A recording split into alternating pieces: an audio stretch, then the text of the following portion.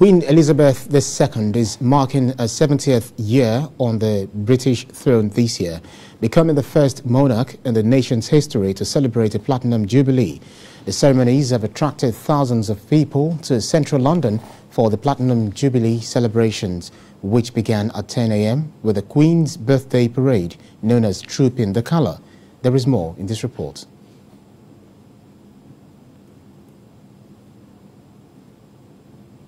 Years ago is Britain's longest ever reigning monarch. For days of celebration are kicking off with Trooping the Colour, the military parade that marks the Queen's official birthday.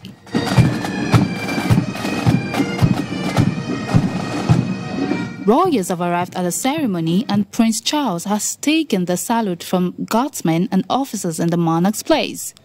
Later this evening, more than 3,500 beacons will be lit across the UK and in the capital cities of Commonwealth countries. The Queen is to lead the lighting of the principal Jubilee beacon in a special ceremony at Windsor Castle. In message, the Queen said she's inspired by the goodwill of the nation as celebrations for Platinum Jubilee begin. She thanked the public for organizing the event and said many happy memories will be made. Prince Charles, closely followed by his sister, the Princess Royal, and his son, the Duke of Cambridge, inspected the troops at All Guards Parade. The heir to the throne is representing his mother, the Queen, in the ceremonial role which she has traditionally undertaken. The Queen's youngest son, Edward, was joined by his wife, Sophie, and their 2 children. Other royals, among them the Duchess of Cambridge and Princess Charlotte, were spotted watching the proceedings from the Major General's office nearby. Crowds of well-wishers erupted with cheers as they got the first glimpse of several senior royals as a military parade made its way down the mall. Members of the royal family made their way to the parade ground in 3 carriages. Millions are gearing up for street parties to mark the monarch's 70th year on the throne over the full-day bank holiday weekend. There will also be community celebrations across the country. There are a series of official events which will end on Sunday with a Jubilee pageant through London.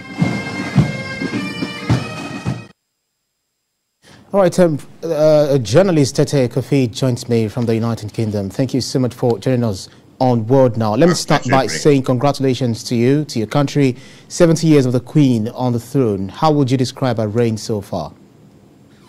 Well, Queen Elizabeth II's reign's been characterized by records.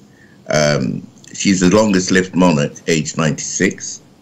Only 3 monarchs have reached the age of 80. That would be herself, Queen Victoria, and George III, and she has presided over so many different generations that no other queen has managed to do. So all in all, at the age of 96, she's done very well. That's very nice. Well, the Queen, through her support behind the Commonwealth of Nations, explained how the relationship has been so far. So this Commonwealth of Nations brought together Britain and its former colonies. But how has this relationship with the Commonwealth nations fared since then?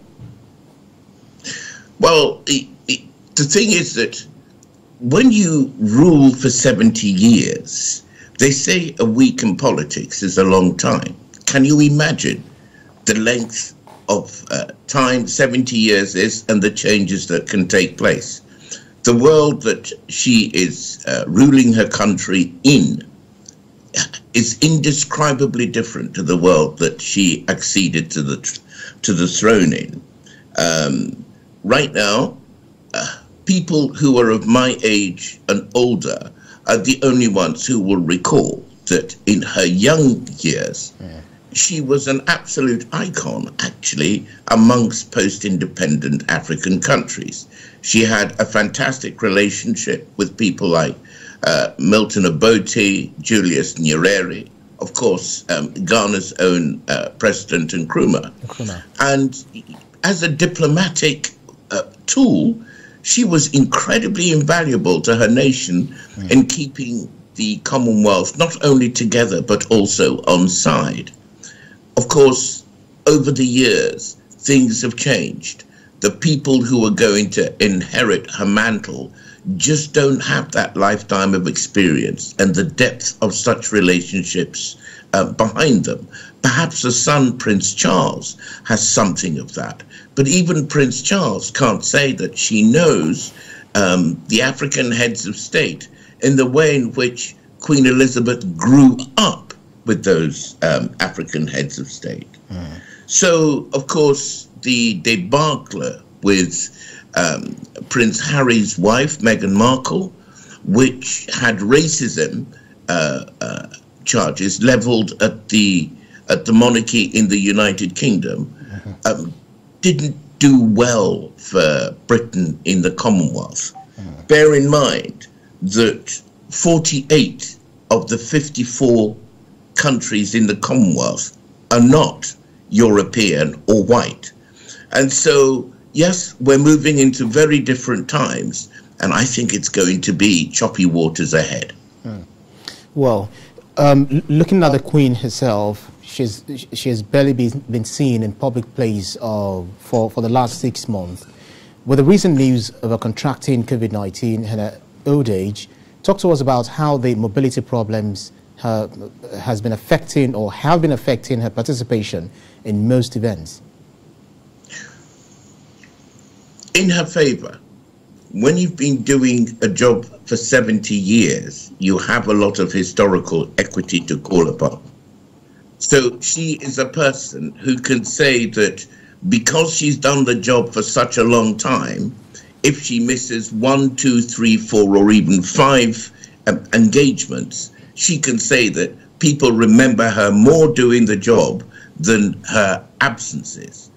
But a few significant things have happened lately which have made us all realize that the age of 96 is the age of 96. The state opening of Parliament, she was represented, and this was most iconic, she was represented by her crown sitting on a cushion, and her speech was read by her son, Prince Charles, who is putatively the heir to the throne. So it is clear that something is about to happen. It is clear that there is going to be, pardon the pun, a changing of the guard. And it is clear that this is now going to be very soon now time for Charles to step in, because she can't continue to downgrade her public duties and royal appearances. Well, we'll look at some of these prominent people in the royal, the royal palace. But then, looking at the Prime Minister, Boris Johnson, let's quickly touch on the Partygate. What has been the body language of the Queen on this matter involving the Prime Minister? You know, has she completely dissociated herself from this party row? Well, this is it. I mean, with 70 years' experience in the job, she has presided over prime ministers of every water and every political party imaginable in the United Kingdom. And she is a past master of the art of staying completely and strictly apolitical in these matters. But many of the comments that people who were watching the Trooping of the Colour today said to me thought that it was actually a relief not to have somebody like Boris Johnson presiding over an event like this, or indeed even present visibly at an event like this. People like the continuity that she represents. Partygate is an appalling chapter in Boris Johnson's political career. Well, quite sad. So the Queen is not really saying anything about this, or she really doesn't want to be involved in all of this hullabaloo that's actually going on in the UK, because this has actually caused a lot of people to be angry, saying that you can't put institutes or you can't put in place stipulations, and you that are putting the stipulations there are actually breaking it. So does this actually cause a lot of more than what we see in the media happening in the UK at the moment? Okay, Ibrahim, you see, there are two things which are going on here. I mean, on the one hand, there are people who are calling the Prime Minister the Teflon PM. Of course, Teflon is a non-stick coating you apply to pots and pans to make sure that nothing sticks to them. So Boris Johnson has had an unhappy history with telling the truth. And it looks as if, in the case of Partygate, it's been another classic rerun of a behavior pattern that we have all become incredibly familiar with. I mean, I remember the news reports in which he was absolutely almost swearing blind that no COVID rules and regulations were broken in these party events which were revealed to have taken place. Well, when Sue Gray, a very senior and very much respected and trusted public servant, did her report, 126 public penalty notices were issued. You don't issue 126 notices if rules haven't been broken, number one. And crucially, 2 of those notices were charged to the Prime Minister and his wife, Carrie. And even after that event, what has happened now is that a new revelation is coming up that on or around the 19th of June, which would have been the Prime Minister's birthday, a second party took place other than the one that's been covered in the report. And this second party has not been reported on by anybody, right. But apparently at a time when only 2 people were supposed to gather in a household, the Prime Minister had another party thrown by his wife for her chums, her mates, and supporters of the Prime Minister.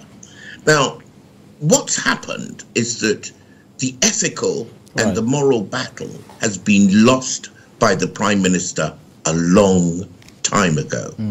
We are now in the world not of ethics, but in the world of politics. And so what will drive the events that unfold will be the calculus done by a Prime Minister's party about whether or not he will be a liability and lose them their seats at the next general election. Right. That is what everything is hanging on. But as for the matter of whether or not the Prime Minister told the truth, as for whether or not he is fit to be a leader who tells people what to do, but can't be bothered to follow the rules, he has lost that one a long time ago. All right. Well, we'll see how the issue of the Prime Minister actually pan out at the end of the day. But then I'll say again to you, congratulations to you and the rest of the people, the rest of the people in the UK on the Queen's Platinum Jubilee. Congratulations once again. Thank you very much. Right. Tete, journalist Tete Kofi, thank you.